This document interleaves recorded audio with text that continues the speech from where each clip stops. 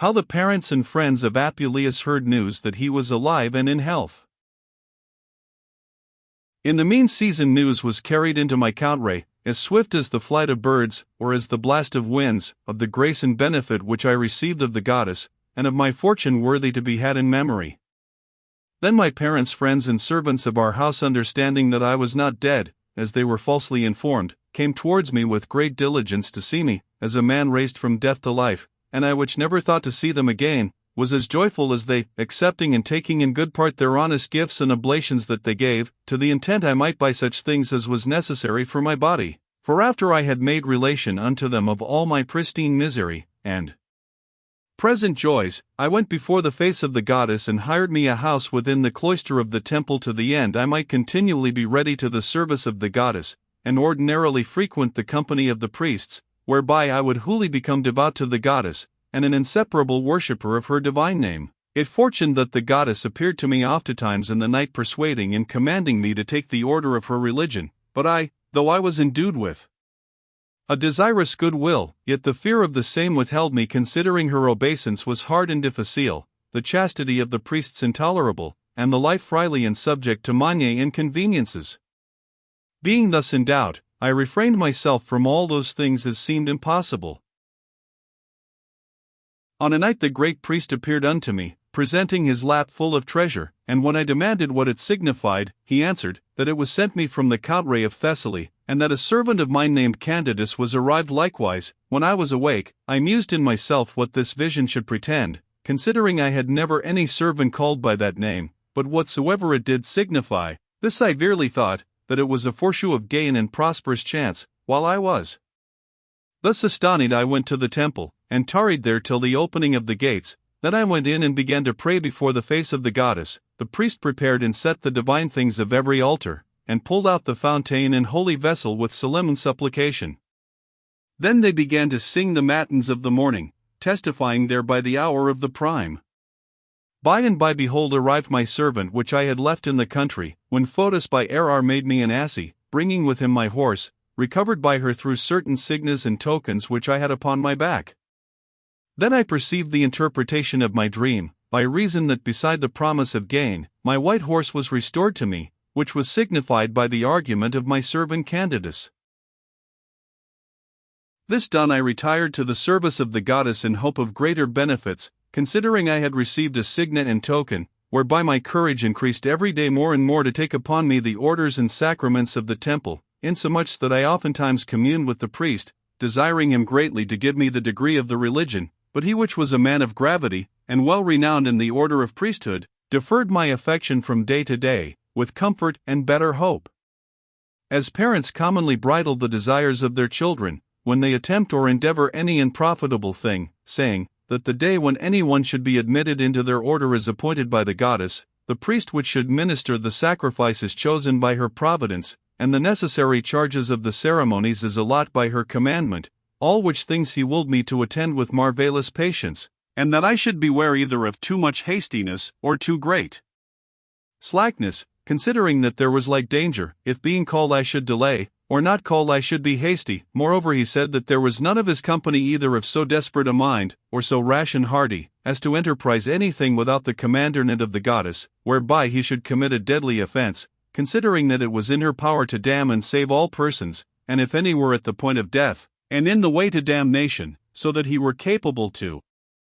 receive the secrets of the goddess, it was in her power by divine providence to reduce him to the path of health, as by a certain kind of regeneration. Finally he said that I must attend the celestial precept, although it was evident and plain, that the goddess had already vouchsafed to call and appoint me to her ministry, and to will me refrain from profane and unlawful meats, as those priests which were already received, to the end I might come more apt and clean to the knowledge of the secrets of religion. Then was I obedient unto these words, and attentive with meek quietness, and probable taciturnity, I daily served at the temple. In the end the wholesome gentleness of the goddess did nothing deceive me, for in the night she appeared to me in a vision, shewing that the day was come which I had wished for so long. She told me what provision and charges I should be at, and how that she had appointed her principalist priest Mithra to be minister with me in my sacrifices. When I heard these divine commandments, I greatly rejoiced, and arose before day to speak with the great priest, whom I fortuned to be coming out of his chamber. Then I saluted him, and thought with myself to ask and demand his counsel with a bold courage. But as soon as he perceived me, he began first to say, O Lucius, now know I well that thou art most happy and blessed, whom the divine goddess doth so greatly accept with mercy. Why dost thou delay? Behold the day which thou desiredst, when as thou shalt receive at my hands the order of religion, and know the most pure secrets of the gods. Whereupon the old man took me by the hand, and lead me to the gate of the great temple, where at the first entry he made a solemn celebration, and after morning sacrifice ended, brought out of the secret place of the temple books, partly written with unknown characters, and partly painted with figures of beasts declaring briefly every sentence, with tops and tails, turning in fashion of a wheel, which were strange and impossible to be read of the profane people. There he interpreted to me such things as were necessary to the use and preparation of mine order. This done, I gave charge to certain of my companions to buy liberally whatsoever was needful and convenient. Then he brought me to the next bains accompanied with all the religious sort, and demanding pardon of the goddess, washed me and purified my body, according to custom. After this, when noon approached, he brought me back again to the temple, presented me before the face of the goddess, giving a charge of certain secret things unlawful to be uttered, and commanding me, and generally all the rest, to fast by the space of 10 continual days, without eating of any beast, or drinking any wine, which thing I observed with a marvelous continency.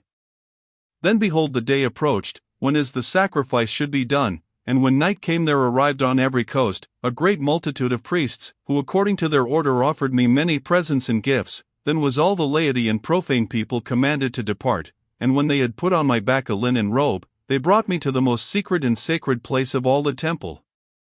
You would peradventure demand, you studious reader, what was said and done there. Verily I would tell you if it were lawful for me to tell, you should know if it were convenient for you to hear, but both thy ears and my tongue shall incur the like pain of rash curiosity. Howbeit, I will content thy mind for this present time, which peradventure is somewhat religious and given to some devotion. Listen therefore and believe it to be true. Thou shalt understand that I approach near unto hell, even to the gates of Proserpina, and after that, I was ravished throughout all the element. I returned to my proper place. About midnight I saw the sun shine. I saw likewise the gods celestial and gods infernal, before whom I presented myself, and worshipped them. Behold, now have I told thee, which although thou hast heard, yet it is necessary thou conceal it. This have I declared without offense, for the understanding of the profane. When morning came, and that the solemnities were finished, I came forth sanctified with 12 stoles and in a religious habit, whereof I am not forbidden to speak, considering that many persons saw me at that time. There I was commanded to stand upon a seat of wood, which stood in the middle of the temple, before the figure and remembrance of the goddess. My vestiment was of fine linen, covered and embroidered with flowers. I had a precious cope upon my shoulders hanging down to the ground, whereon were beasts wrought of divers colors as Indian dragons, and Hyperborean griffins, whom infamy of birds, the other world doth engender. The priests commonly call such a habit a celestial stole. In my right hand I carried a light torch, and a garland of flowers upon my head, with palm leaves sprouting out on every side. I was adorned like unto the sun, and made in fashion of an image, in such sort that all the people compassed about to behold me. Then they began to solemnize the feast of the Nativity, and the new procession with sumptuous banquets and delicate meats. The third day was likewise celebrated with like ceremonies, with a religious dinner, and with all the consummation of the order. When I had continued there a good space, I conceived a marvellous great pleasure and consolation in beholding ordinarily the image of the goddess, who at length admonished me to depart homeward, not without rendering of thanks, which although it were not sufficient, yet they were according to my power. Howbeit I could unneth be persuaded to depart, before I had fallen prostrate before the face of the goddess, and wiped her steps with my face, whereby I began so greatly to weep and sigh that my words were interrupted, and as devouring my prayer, I began to say in this sort, O holy and blessed Dame, the perpetual comfort of humankind, who by thy bounty and grace nourishest all the world, and hearest a great affection to the adversities of the miserable, as a loving mother thou takest no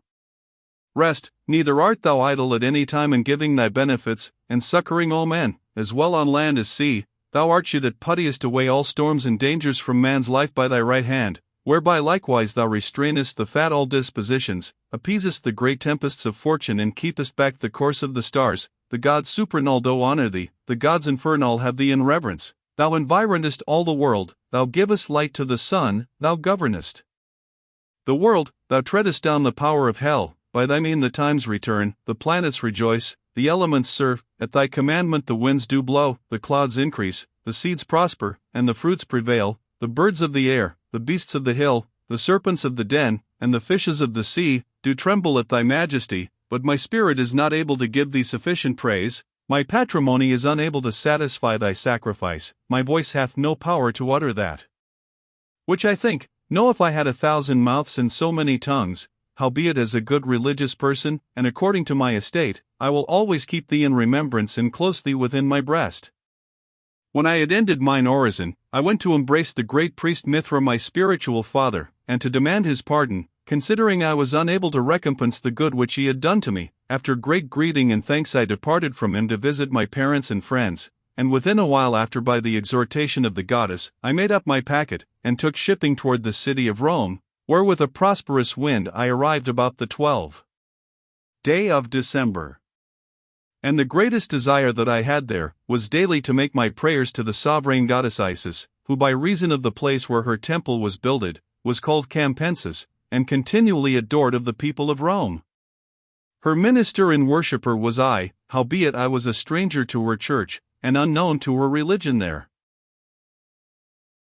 When the year was ended, and the goddess warned me again to receive this new order and consecration, I marveled greatly what it should signify, and what should happen, considering that I was a sacred person already. But it fortuned that while I partly reasoned with myself, and partly examining the thing with the priests and bishops, there came a new and marvelous thought in my mind, that is to say, I was only religious to the goddess Isis, but not sacred to the religion of great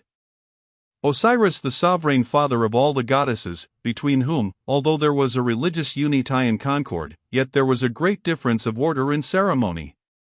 And because it was necessary that I should likewise be a minister unto Osiris, there was no long delay, for in the night after, appeared unto me one of that order, covered with linen robes, holding in his hands spears wrapped in ivy, and other things not convenient to declare, which then he left in my chamber, and sitting in my seat, recited to me such things as were necessary for the sumptuous banquet of mine entry. And to the end I might know him again, he shewed me how the ankle of his left foot was somewhat maimed, which caused him a little to halt. After that I manifestly knew the will of the god Osiris. When matins was ended, I went from one to another, to find him out which had the halting mark on his foot, according as I learned by my vision. At length I found it true, for I perceived one of the company of the priests who had not only the token of his foot, but the stature and habit of his body, resembling in every point as he appeared in the night. He was called Asinius Marcellus, a name not much disagreeing from my transformation. By and by I went to him, which knew well enough all the matter, as being monished by like precept in the night, for the night before as he dressed the flowers and garlands about the head of the god Osiris, he understood by the mouth of the image which told the predestinations of all men, how he had sent a poor man of Madura, to whom he should minister his sacraments, to the end he should receive a reward by divine providence, and the other glory, for his virtuous studies. When I saw myself thus deputed unto religion, my desire was stopped by reason of poverty, for I had spent a great part of my goods in travel and peregrination, but most of all in the city of Rome, whereby my low estate withdrew me a great while. In the end, being oft times stirred forward, not without great trouble of mind, I was constrained to sell my robe for a little money, howbeit sufficient for all my affairs. Then the priest spake unto me, saying, How is it that for a little pleasure thou art not afraid to sell thy vestments, and entreating into so great ceremonies, fearest to fall into poverty? Prepare thyself, and abstain from all animal meats, as beasts and fish. In the mean season I frequented the sacrifices of Serapis, which were done in the night, which thing gave me great comfort to my peregrination, and ministered unto me more plentiful living, considering I gained some money in haunting the court, by reason of my Latin tongue. Immediately after I was eftsoons called and admonished by the god Osiris, to receive a third order of religion. Then I was greatly astonished, because I could not tell what this new vision signified, or what the intent of the celestial god was, doubting lest the former priests had given me ill counsel, and fearing that they had not faithfully instructed me. Being in this manner as it were incensed, the god Osiris appeared to me the night following, and giving me admonition said, "There is no occasion why thou shouldest be afraid with so often order of religion, as though there were somewhat omitted, but that thou shouldest rather rejoice, since as it hath pleased the gods to call thee 3 times, when as there was never yet any person that achieved to the order but once, wherefore thou mayst think thyself happy for so great benefits.